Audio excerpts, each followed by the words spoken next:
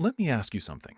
What do you do when the thing you've been right about for years suddenly turns into one of the most confusing situations you've ever faced? Because that's exactly where silver owners find themselves right now. And I don't mean that as a criticism, I mean it as a genuine warning.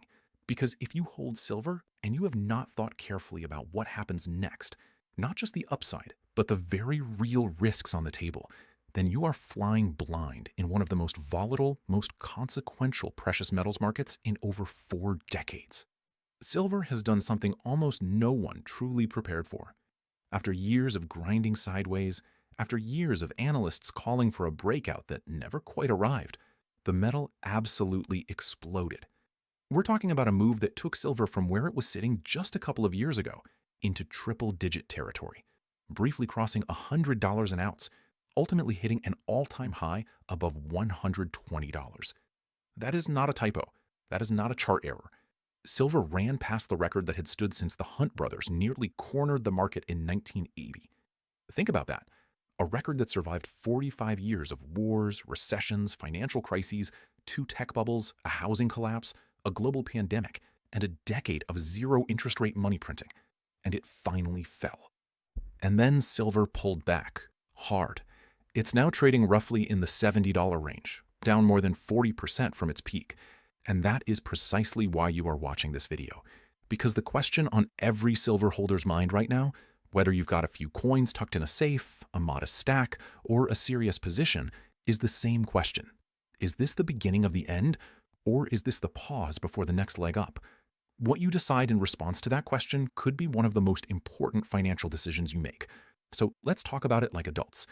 Before we go any further, I've put together a free guide in the description below. It's called the Saving Secrets Guide, and it shows the strategies that thousands of American retirees are already using to protect their hard-earned wealth. If that's relevant to your situation, go check it out. Now, let's get into this. To understand where silver is going, you have to understand where it's been. Not just the last couple of years, but the full historical context. Because silver has a pattern, and that pattern is trying to tell us something important right now. Go back to 1979 and 1980. The Hunt brothers, Nelson Bunker Hunt and William Herbert Hunt, had quietly been accumulating physical silver for years. They believed, correctly, that inflation was spiraling out of control and that the dollar was being debased. Sound familiar? They started buying silver when it was around $5 or $6 an ounce. By January of 1980, they and their associates controlled an estimated 100 to 200 million ounces of silver, roughly a third of the world's entire above-ground supply.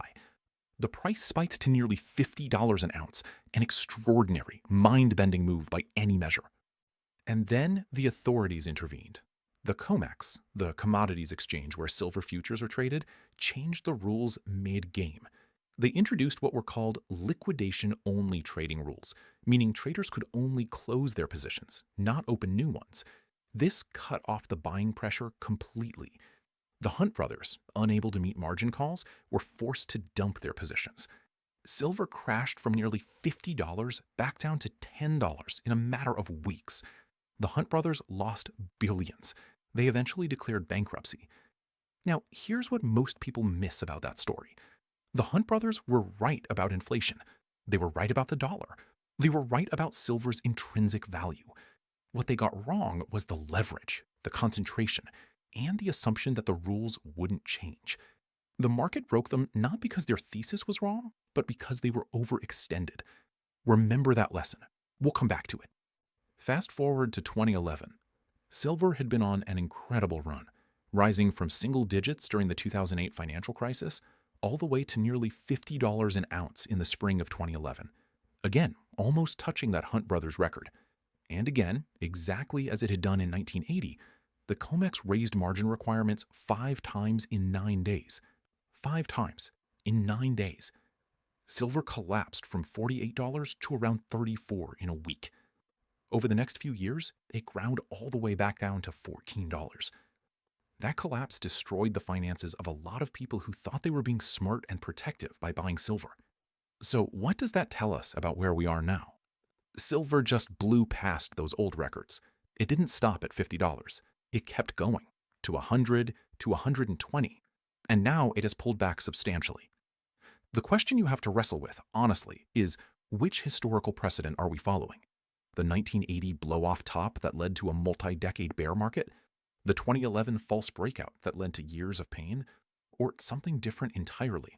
Something more like the 1976 to 1980 parabola, where what looked like a dangerous spike was actually just the middle chapter of an even larger story.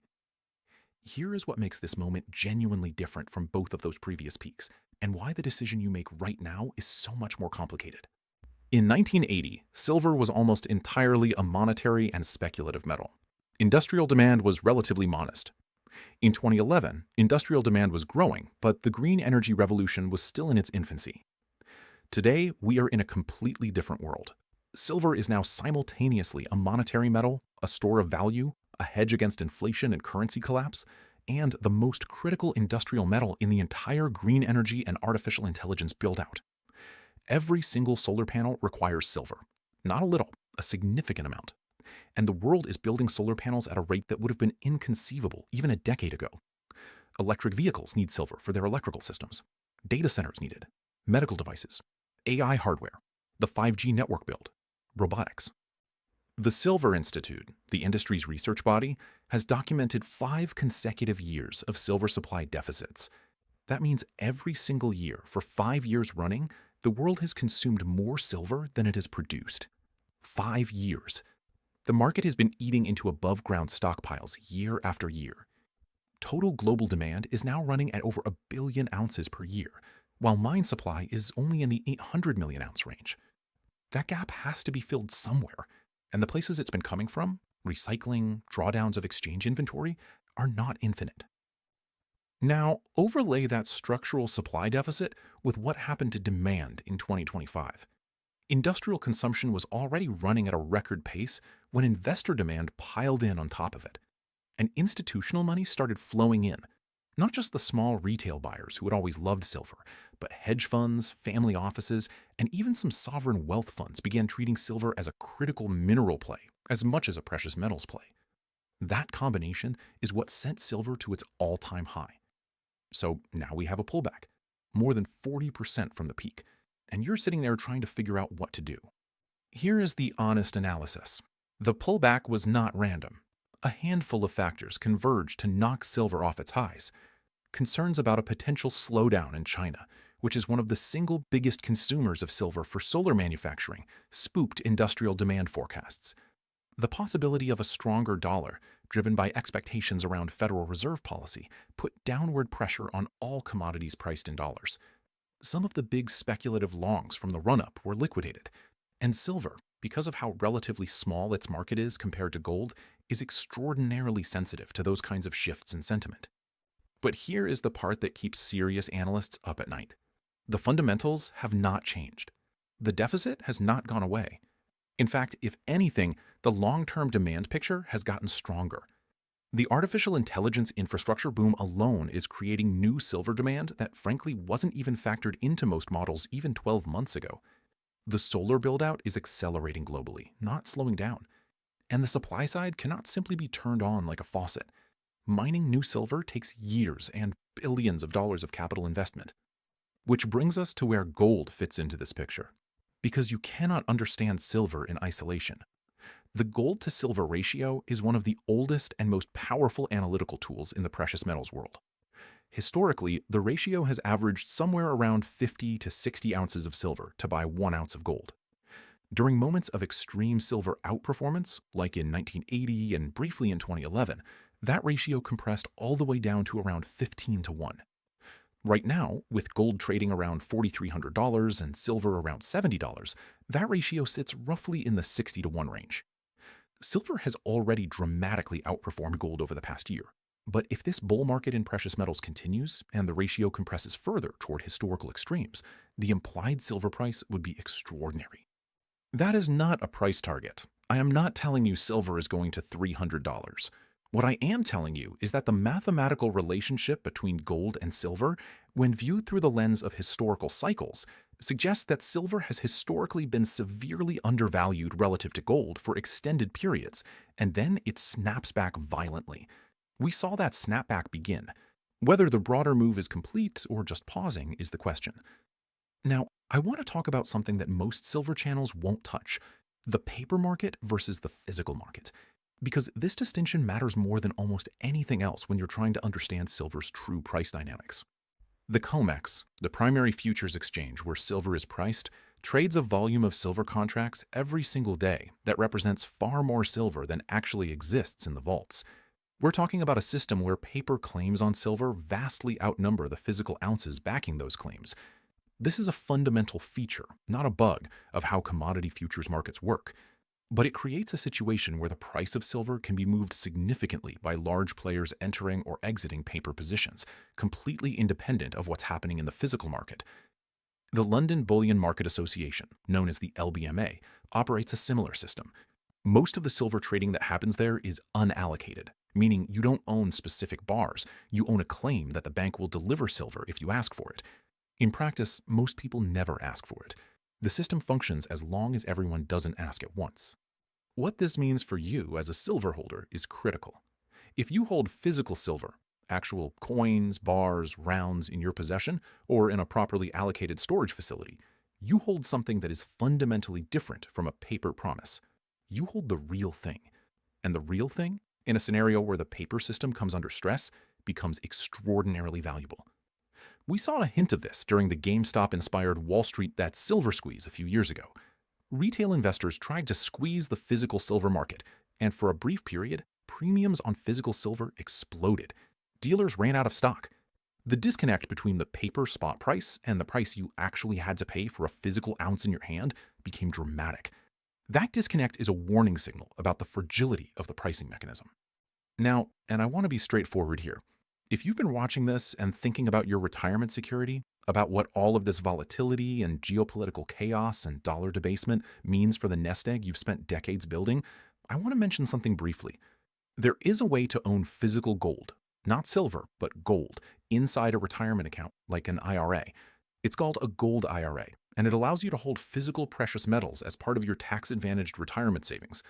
If you have significant money sitting in a traditional IRA or 401k that's exposed to the stock market and dollar-denominated assets, this is something worth understanding. I've put together information on exactly how this works in the description, including how to do it without triggering tax penalties. If you have retirement savings you're concerned about protecting from what's coming, it's worth a look. Okay, back to silver.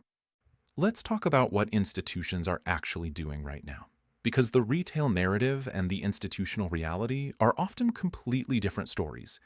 The major mining companies, Fresnillo, Wheaton Precious Metals, Core Mining, Pan American Silver, have been doing something interesting. Despite the pullback in silver prices, several of them have actually been increasing production guidance and accelerating development of new projects. That suggests the largest, most informed players in the silver space believe current prices are attractive enough to justify major long-term capital commitments. You don't build a mine if you think the metal is going to collapse. Those decisions reflect years of future price expectations baked in. On the geopolitical side, you cannot ignore what is happening with the US dollar's global standing. The BRICS nations, Brazil, Russia, India, China, South Africa, and a growing list of countries that have joined the bloc, have been systematically reducing their dependence on the dollar for trade settlement. Central banks globally have been buying gold at the highest rate in decades. They're not buying silver at the same scale. Central banks have traditionally focused on gold, but the broader message is clear. Large institutional actors around the world are positioning away from dollar-denominated assets and toward hard assets with intrinsic value. When the dollar weakens structurally, not just cyclically, not just because of this quarter's trade data, but structurally because confidence in the dollar as the world's reserve currency erodes, every hard asset benefits. Gold benefits, silver benefits. This is the trade playing out in slow motion in the background of everything else going on in the world. Add to that the ongoing reshuffling of global supply chains, driven by tariff policy and trade tensions. The United States has imposed Section 232 tariffs on critical minerals, including silver. Mexico, the world's single largest silver-producing nation, is now navigating a trade environment that creates genuine uncertainty about the flow of silver into U.S. markets. Supply chains that were once seamless now have friction. Friction means higher premiums. Higher premiums mean higher effective prices for physical silver at the end of the chain. So let's synthesize everything and get back to the original question. If you own silver right now, what is the decision you have to make? First, you have to decide what kind of silver you hold and whether you actually hold it. If your silver exposure is through a futures contract, an ETF, or any paper instrument where you don't own the physical metal outright, you need to understand that you are not holding silver. You are holding a financial claim that is correlated with silver's price. That is a completely different risk profile than physical ownership. Paper silver can be diluted, restructured, closed, or subject to counterparty failure in ways that a bar of silver sitting in your safe cannot be. If you are in the paper silver world and you haven't thought hard about that distinction, now is the time. Second, you need to think honestly about your own risk tolerance and time horizon. Silver's volatility is not for everyone. A 40+% pullback from a peak is brutal. The people who bought near the top of the move are sitting on significant paper losses. If that describes you, the question isn't whether silver is a good long-term investment. By most serious analyses, the fundamentals remain intact. The question is whether you can psychologically and financially afford to hold through a cycle that might take months or even longer to fully resolve. Forced selling at the worst moment is how wealth gets destroyed, even when the underlying thesis is correct. The Hunt brothers, remember, were right about silver. They just got taken out because they couldn't hold. Third, consider the concentration of your position. Precious metals in general, and silver specifically, should be part of a broader strategy, not the entire strategy. The people who have used precious metals most effectively throughout history are the ones who treated them as a ballast against volatility in their other holdings, not a lottery ticket, not a get-rich-quick scheme, a ballast, a store of value, a hedge against the specific risks, dollar debasement, inflation, geopolitical instability, that are playing out in real time all around us. The case for silver over the long arc is not hard to make. 6 consecutive years of supply deficits, irreplaceable industrial applications in the technologies that are going to define the next decade, a monetary history stretching back thousands of years, a gold to silver ratio that, by historical standards, still suggests silver has room to run relative to gold, central banks and sovereign wealth funds that are quietly accumulating hard assets at a pace not seen in generations, a global dollar system under structural pressure from multiple directions simultaneously. And yet, silver is volatile. Silver can be manipulated through paper markets. Silver has a history of blow-off tops followed by brutal years-long bear markets. Silver rewards patience and punishes panic, and sometimes it rewards patience for a very, very long time before delivering. The decision you have to make today is not just about silver's price tomorrow or next week. It is about your broader financial strategy in a world where the rules are changing faster than at any point in most people's lifetimes, where the currencies that built the post-World War II financial order are being questioned, where the institutions that were supposed to protect savers, central banks, governments, financial regulators, have made decisions that have consistently eroded purchasing power, where the line between prudent wealth protection and speculation is thinner than it has ever been. If you own silver, you are already asking the right questions. The question now is whether you have the framework to answer them correctly for your specific situation. And for those of you who have stayed with me through this entire breakdown, I want to make sure you know about something exclusive. In the description below, there's a guide that covers the saving strategies that thousands of American retirees are already using. But if you're watching this right now and you have at least $100,000 in a retirement account, an IRA, a 401k, a pension rollover, I want to offer you something beyond the guide. Mention this video when you reach out through the link in the description, and you'll qualify for a complimentary one-on-one educational web conference. No obligation, no sales pressure, just a direct conversation about what the precious metals market means for your specific retirement situation, what a gold IRA actually looks like in practice, and what the smartest moves are for protecting wealth in this environment. This is exclusively for American retirees with at least $100,000 in qualifying retirement assets, and it's only available to people who make it to the end of the video, so you've already cleared that bar. The link is in the description. Don't let another day pass without at least understanding what your options are. The warning is real. The decision is yours to make. But now at least you know what you're deciding.